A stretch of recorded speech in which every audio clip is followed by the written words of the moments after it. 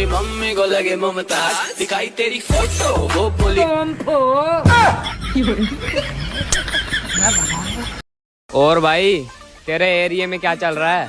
मेरे एरिया में तो गाड़ी लेबे घोड़ा लेबे लेबे हीरो हंडा लगाओ चार डंडा। वो पप्पा पप्पा जी बोल, पप्पा जी। जी पप्पा। आगे नहीं पीछू जी लगा, पीछू।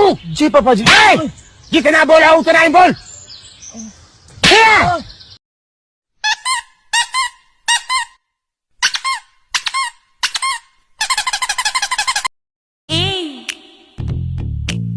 क्या मैं बोलूं? बोलो जुबान केसरी, बोलो। भाई साहब ये रामलाल कहाँ रहते हैं? रामलाल